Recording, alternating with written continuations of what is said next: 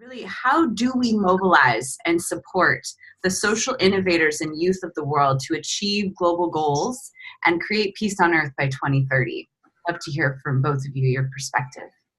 Well, I think one of the ways that Play for Peace has decided to focus their intention and support local peace building and a global movement is really focusing on the youth. So finding a space, supporting the youth and finding spaces to connect, to dream, to have hope, to gain skills, to get motivation, and from there act in ways that are guided by values, act in ways that are guided by their best selves.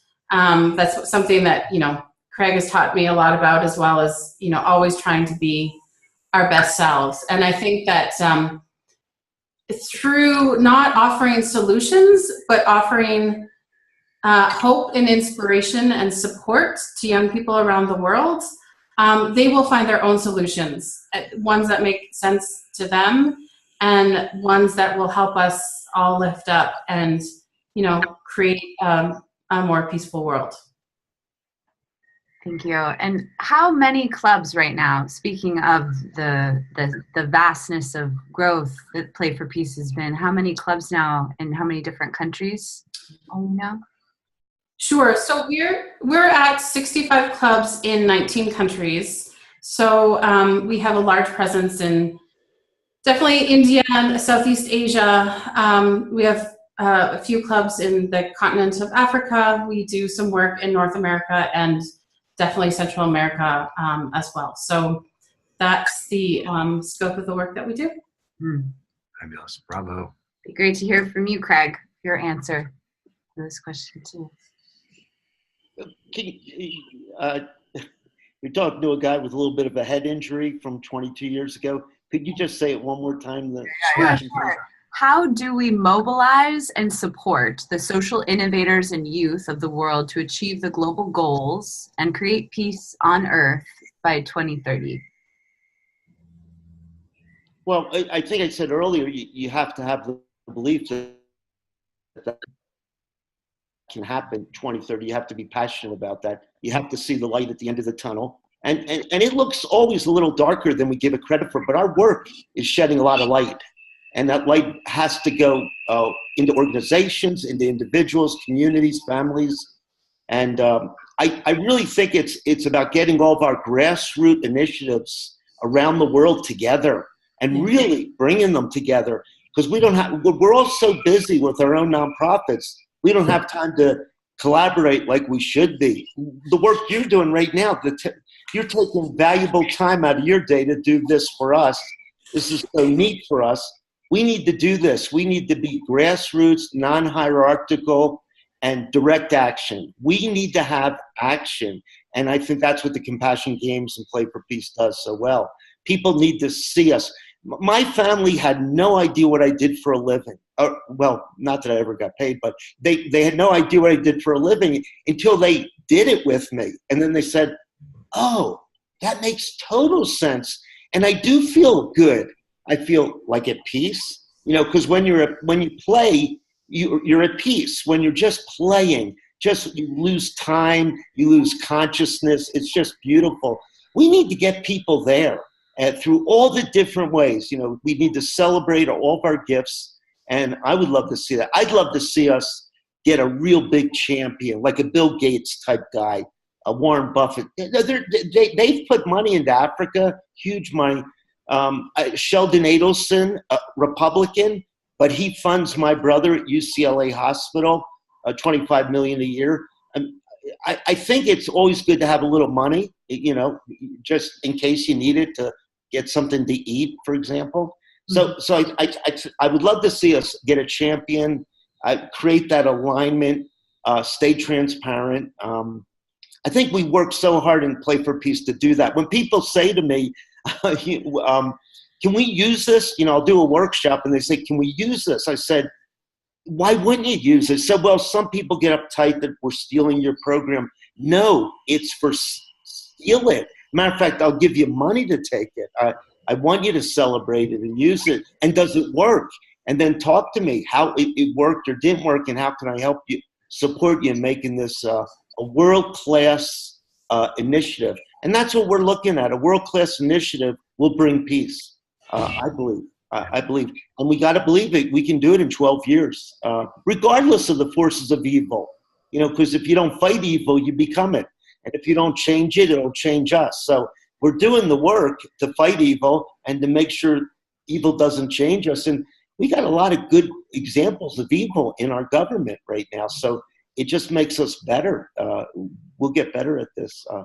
Not sure that answers the whole question, but I was in the Peace Corps, and I found that to be a powerful tool.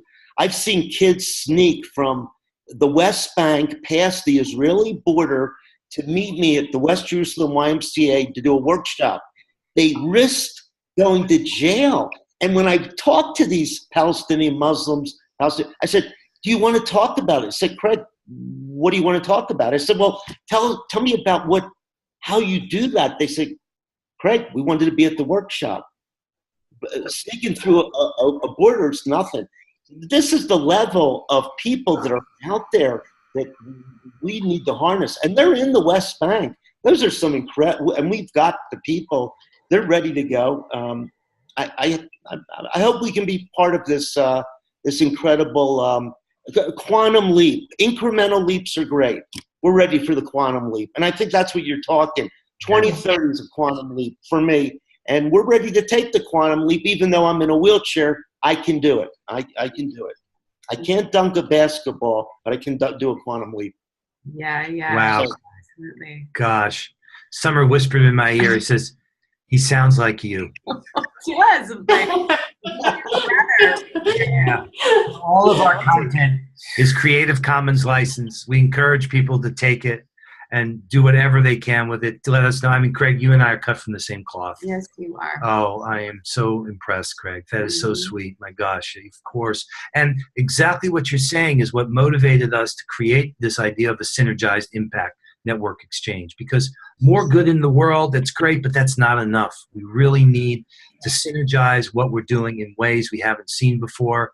And this example of creating a wave is just one easy way. The technology, you know, we talked about this before, but we were joking, but we really would like Mark Zuckerberg to tweak the algorithm to create peace on earth, right? If you can make the algorithm so people are going to vote for a certain way, well, we can get them to vote for peace. I mean, we are and wired. This is the time for him to do that. People are slipping out of Facebook. Yeah, I mean, and so they're not trusting it. Yeah, so there's a new medium of communication, and that lets us change what's possible. You can change the practices. And that's what gives me hope. And we have a couple more questions for you along these lines. But wow, it was just such a breath of fresh air to hear you speak. And it is like a brother. It's also so good to hear that story that you shared about the crossing the West Bank. I had like goosebumps in my legs and felt emotional as you were sharing. It would be so great to hear, before going to the next question, Sarah Gao, do you have like a particular story of some of the incredible clubs around the world? Is there a particular story that comes to mind around how Play for Peace in action, and as we're, seeing this as obviously a solution for this time, do you have a particular story that's really dear to your heart that you could share? Oh gosh, that's so hard. There's so many, and it's always it's hard to pick one over another. But I'll share one that I just shared yesterday, so it's kind of fresh in my mind, about a young group of youth leaders in Patna in Bihar. So from the Dalit community, which is in the caste system in India, unfortunately the lowest caste system, and so they're not offered a lot of opportunity in life. And so this group of young people that were supported by our local partner organization and went through Play for Peace training, their experiences in school were really terrible. They were not allowed to participate in the classroom. As a student, they were asked to clean the bathrooms and do gardening and not participate in their education really in the way that they wanted to. And through the support that they got, were really empowered to demand their space in the school and join as normal students. And so they were able to do that. And once that they did that, they found that they actually had to do homework, and they had homework to do. So when they would go home, they had a lot of chores. I visited the village. It's, basically mud hut housing, a lot of animals to take care of. And they weren't able to get to their homework until the evening, but there was no electricity in their village from which they could study from at night, right? So that was an issue. So the youth again came together, and through their support network, through the skills they had gained, they built their own youth center, like a hut in the middle of the village that was safe. And it took them about 8 months, but they used all the skills they had learned to solicit and get the first light bulb in their village.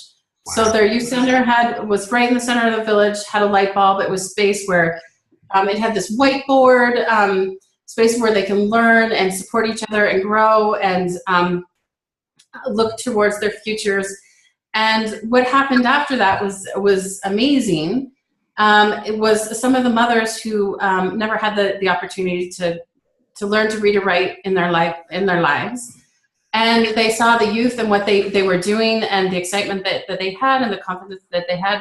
And they actually asked the youth to teach them to read and write. So they then started teaching their moms basically how to read and write. And their whole community was shifted from a space of, accepted drudgery in some ways, is the way it was explained to me, to one of hope and inspiration and ideas and innovation. And there was no war spot to get to that space. It was really a space of using the skills that they had to get what they needed and support others then, once they got what they needed, support others in their needs and making their lives more better. So it's one of those stories that's quite amazing. You can see with just a little bit how many lives can be changed. Wow. And literally, like, making light. I love the story. I just can imagine, like, the light bulb, that moment, of the things that maybe some of us take for granted that we have everyday access, but that moment that must have been like of that light bulb, that started. Thank you for sharing that. So the next question, do you think it's possible to create peace on Earth by 2030? Either one of you want to start. Sarah, do you think? Okay, you just went, Sarah, so I guess it's my turn. Okay, good. When you talk about Sarah, the skill set she has that's very few people have is she listens. And she's listening without judging and evaluating and analyzing and diagnosing. She's listening for awareness, and I think that's the secret right there of Sarah. I wanted to get that out before we went. So do I think it's possible? Yeah, absolutely, it's possible. I mean, we saw a wall between East Germany and West Germany come down. We thought that was a miracle. We saw the Soviet Union, after all the years of oppression, and my whole grandparents are all from Kiev. We saw it, become 13 countries. We see that, you can fight evil and get good, and this can be done. And one of the things maybe I wanted to share is the concept of the unimaginables in the world. Katrina was an unimaginable. It never should have happened. This government, $10 billion, 10 years earlier, would have saved them. There's those building the wall between our southern border and us is an unimaginable. I mean, what? So I think about all these unimaginables that have happened, and then I think there's ways to address them, all the unimaginables in the world. Gun shooting in Santa Fe High School. I mean, it's an unimaginable. How did that happen? But there are ways we can deal with this, and I think we're on to this. The work we're doing is trying to bring life into, these schools are not healthy schools. I mean, I was a school teacher for all these years. They're not healthy. We need to bring life back into them and stuff. So, and with life, eventually comes peace. I think so. So 2030 is very possible, but it's about all of us really dedicating ourselves to the one notion that we're going to make it work. I mean, we don't waver on it. We are going to make this work, and for the next 12 years, this is all I'm going to be working on. I'm not going to be working on anything else but making peace, And I believe that's what we have to do. I've been to too many organizations that they're all over the place. They're trying to do a million things. They're all good people. And I always say to them, hey, could we just do one thing this year? Just put over our injury, and they never want to, or for whatever reasons and stuff. But if our unity of purpose without the unity of focus, our unity of purpose is just this one thing, peace, by 2030. That's it. And then how we focus it, we all do it differently. Our focus is, but we all have the unity of purpose. So keep the purpose and let everybody have their magical focuses. That's what I'm thinking right now. This is not rehearsed, so this is tough on us, Look how nice Sarah looks. I've got a sweaty T-shirt on from biking. You've been making I'll look better next time, I promise. You look great, and everything that you both are saying, I think some of the most extraordinary times is when it is just coming through, in the moment is where the magic, in my opinion. And I'm actually writing, just so you know, because I'm writing quotes because I just am inspired. Yeah. All right, let's keep moving. So, Sarah, what about you? So it's kind of the next question to give you the heads up, Craig, is then, well, what stands in the way? So maybe, Sarah, you could take on both. Do you think it's possible?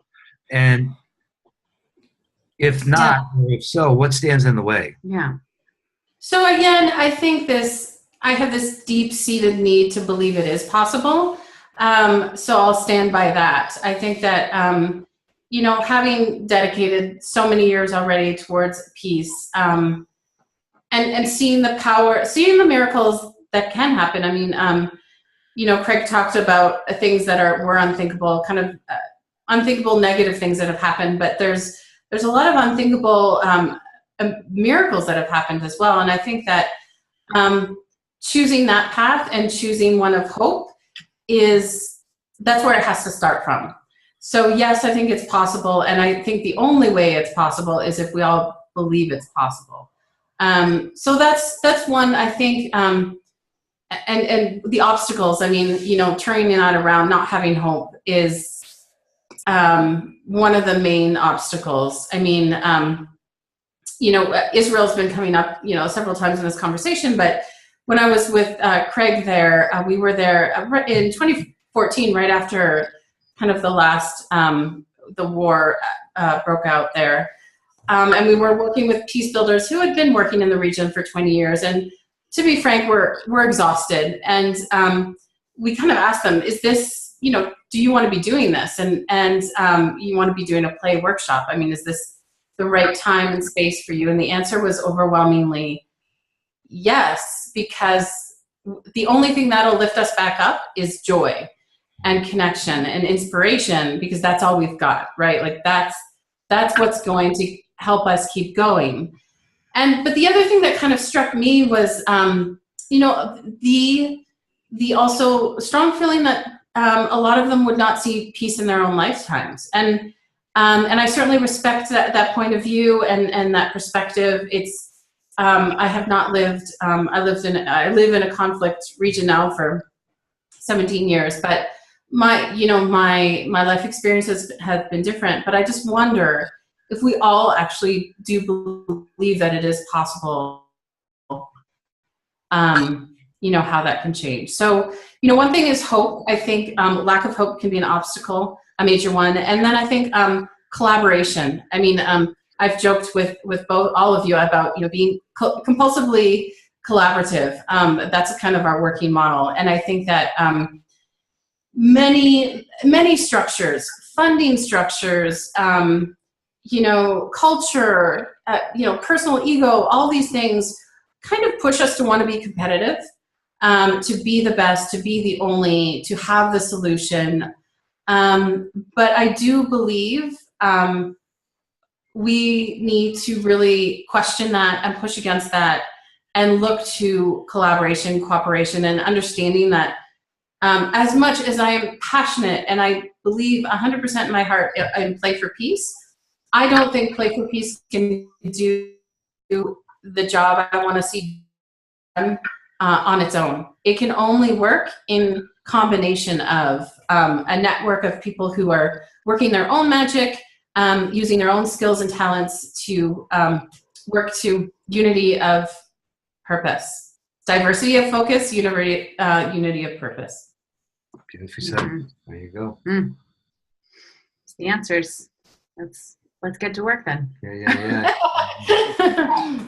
It's pretty clear. Do you want to go ahead? You ask it. Well, we've been on for a while. So I don't know. Maybe we don't have to go through every question, right? Mm-hmm. But I want to make sure that any key insights you guys want to share. I mean, it's so affirming to hear you both make that point. I mean, the power of collaboration and how essential that is. Mm-hmm. And that is the whole vision of SIGN and the whole idea of cooperation for unprecedented unified action. Right? Unity of purpose, with the diversity of focus, realizing that we connect through our similarity and innovate through our diversity, I like to say. But I'd love to hear from you. Any other insights you want to share on how you think our working together can accomplish the goal of peace on earth by 2030? And I actually would add, if you were to have a conversation with an organization that wants to collaborate and maybe they are stuck in the competitive paradigm a little bit, what would be like a starting conversation, or maybe if you had like a couple tools, how to drop out of that and recognize the necessity of collaborating, how to actually effectively collaborate would be. We do a lot of activities right at the front end, and we ask people to do an activity where they're competing, but they don't have to. They could collaborate, but they don't think about collaborating because it's way out of they weren't taught like that. They're not wired. So when they realize, then when I show them, keep working at this and see how you can get more points, and eventually say, oh, wow, we got set up, didn't we? I said, exactly. Yeah, I kind of set you up a little bit. I take responsibility, but you did have choices here. So I think teaching people the value of when you can stop, pause, and look around and not compete right away, but see how collaboration is. And the greater the obstacle, the better the lesson. So the obstacle that they had was actually a great lesson down the road. And how do we make our disabilities opportunities? Do we live in our disability or do we live in our opportunity? Well, we're going to want to push people to eventually understand living your opportunities might be the better place to be, but you might want to try it out. We just don't want to, we want people to just kind of explore, experience, and then explain what's going on with Play for Peace. So it's real exciting. They have choices. They have conscious choices. Hopefully they get to. A lot of people we have initially, not to label them too harsh, but they're unconscious incompetence. They just don't know, or they're conscious of their incompetence, and those 4 levels. So I believe that we, education is just a real key here. We haven't educated people to live with love. We taught people how to compete with everybody in the classroom, and then you compete for jobs and stuff, and it's constantly. William James talks about the moral equivalent of war. War brings out the best in us, but it also brings out the worst in us. And he then goes on to talk a little bit about competition. He was a bright guy. He wrote this a long time ago, but we can learn a lot from him and stuff. I think through self-actualization, allowing people to feel what it's like to be self-actualized, taking them through a process where they learn mastery of what it is to be at peace with yourself, because you certainly can't be at peace with other people till you're at peace with yourself. But it would be great to be able to, work with people around, that motion, how we get towards self-actualization. I'm not even talking about transformation or transcendence. I'm just talking about just some good old self-actualization, which we all can use a little more every day. And that's something I think that if we teach that stuff, it does. We have a campaign now called Amplifier. It's a fundraiser for Play for Peace. I love it. We're just amplification. We're just spreading out. And I kind of love the way, we're trying to make money because we never have enough money. But just the fact that we're thinking about how to hit a critical threshold. That's what we hit, critical thresholds, and then you amplify it. It's the water on the stove, cold water, put up the heat, eventually gets a little hot, eventually it bubbles over, and it creates amplification. It spreads out to the universe. I think we need to give people, those kind of, in what we practice, and that would be part of our unity of purpose. That we're practicing certain things which lead towards peace, and I think there's research out there how people become more aware. I think there's tons, and how people become more loving people, more caring people. All the research in education is that if a student knows a teacher cares about them, they come to school, they do their homework, and they do better, and they graduate high school. So we know we have that information. So that's just a little bit there. Thank you. Yeah, that's well said. Yeah. And you just recently I am proud to say I am an amplifier. Is that yes, thank you so much. I was going to jump in and say something, but thank you, John, for becoming one of our Play for Peace amplifiers. That's the way you do it. Yeah, I want to know more about how to amplify. And yeah, it'd be great to hear your answer as well, Sarah, Kyle. Well, I think one of the things, especially with an organization that has lived in the paradigm of competition, and that's how you survive, and is more in the space of lack instead of abundance. I think one of the ways that we've found to break through is talking about needs and looking at what needs do you have, and how can we help meet those needs? How can we make your organization, how can we help you make your goal more possible? And from that conversation, then it's a discovery of the points of convergence, a different way of doing things, and it's less threatening that way. I mean, I think you could tell, obviously, with Craig's example too, the only way we found to actually change you're trying to change people's hearts in a lot of ways, and the way to do that is experientially. It has to be through experience. So I haven't found it very helpful to talk to someone about collaboration. I've only found it helpful to share the experience of what collaboration could feel like, through listening, through exploring, what the partner's needs are, and how we can meet and do that, and let the collaborative part be the kind of the easy answer at the end. Oh, if we just work together, we can make this all so much better, as opposed to starting with that solution and expecting them to come around with it from their mind as opposed to their heart. So that's kind of once again, I think, Craig sets them up with activities in that way, and I set sometimes conversations up as well, so that really the end result is a collaboration, but maybe we start, just listening to what each other's needs are, and that's really kind of key. Cool.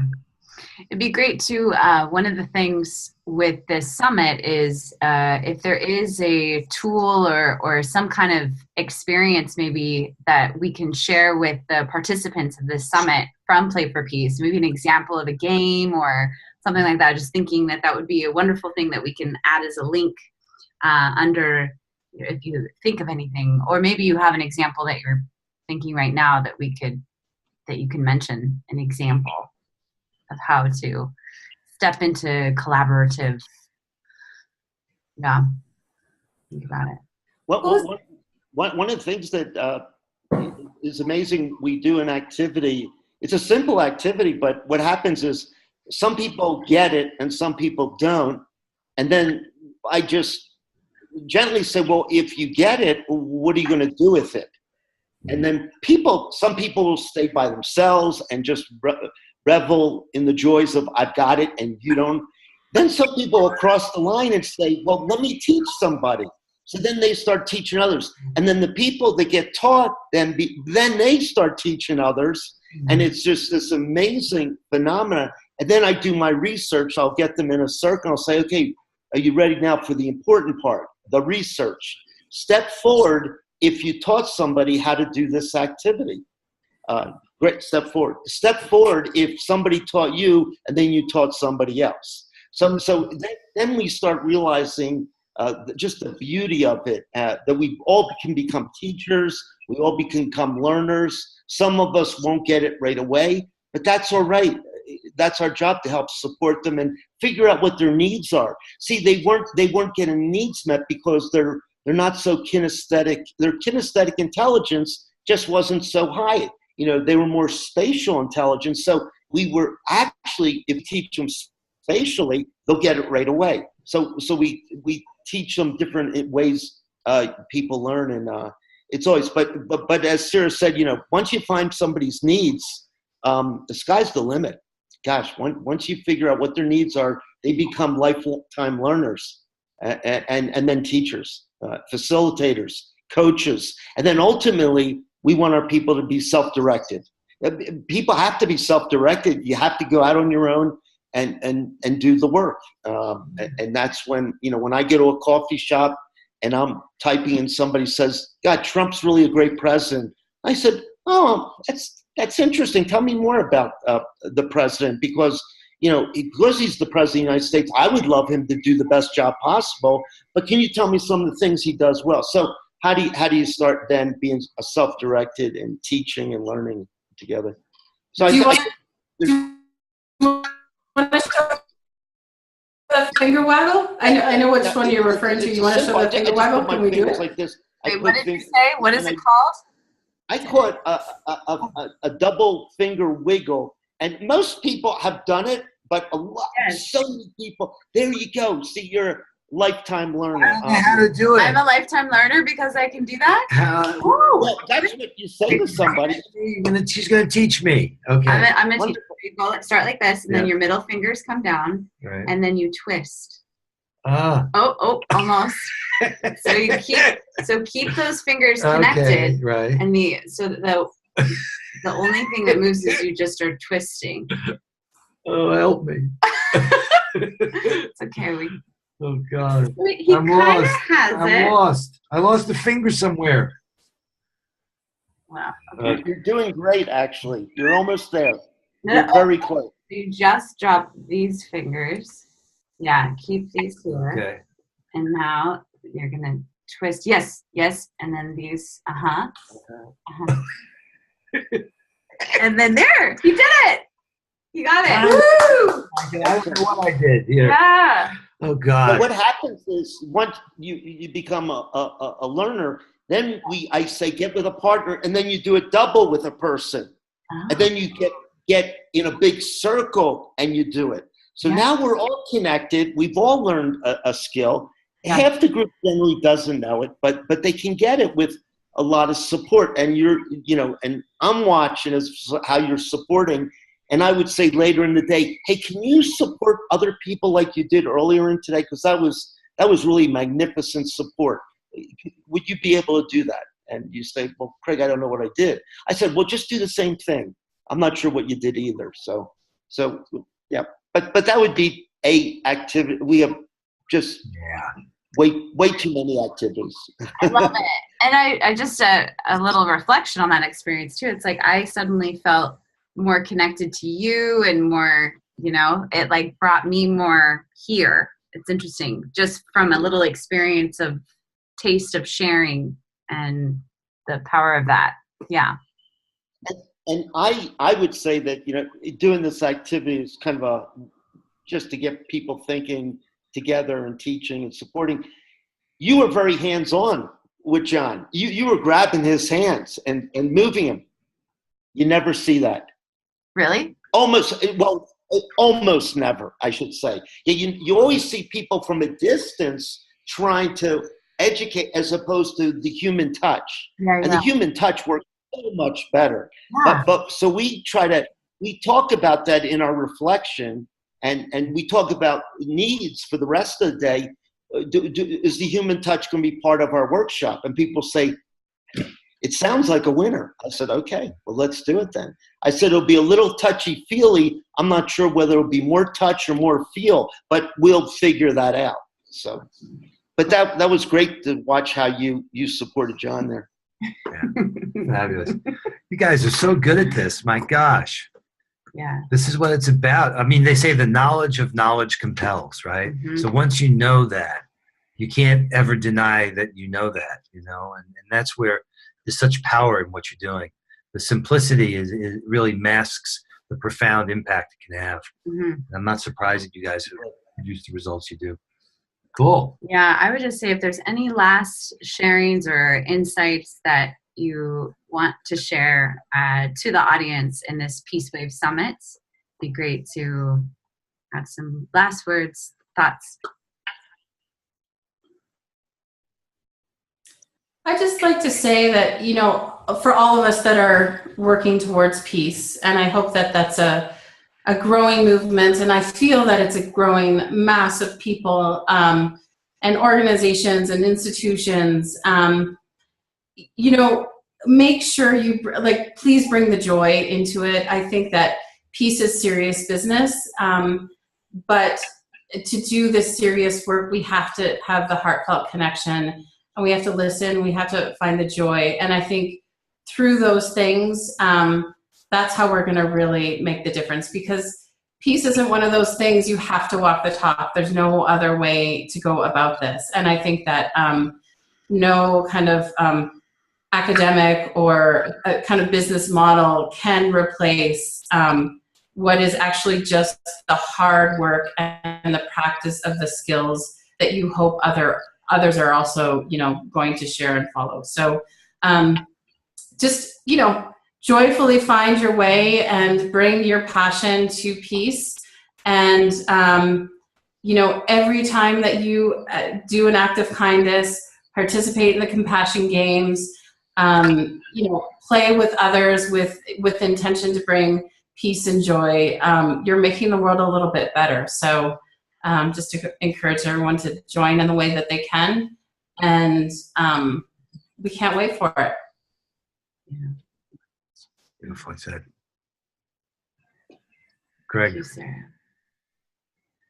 Well, I'll use Kurt Hahn to finish up with, who's the founder of Outward Bound. I was an Outward Bound instructor in Colorado and Dartmouth Outward Bound School. It kind of that definitely saved my life. Like Play for Peace has definitely probably saved my life. Spiritually, emotionally, all sorts of ways. But Kurt Hahn said that the foremost tasks of learning is an enterprising curiosity, an undefeatable spirit, tenacity in pursuit, a readiness for sensible self-denial, and above all, compassion. Mm. So compassion pretty much trumps everything, according to Kurt Hahn, who was a brilliant writer, and he brought so much good progressive education to the world. But compassion was, with all those other things I said, above all, compassion. So that's where I'd leave it today. Thank you. You guys are such an example of collaborating. How they've honored the games and compassion like that. I mean, it's a love fest. I just love Play for Peace. And I sleep a little better at night knowing that there are chapters all over the world where there are people using cooperative play to bring to light the power of peace in action. Yeah. Thank you so much for inspiring us and inspiring this wave, and may Play for Peace wave go far and deep for a long time on this planet.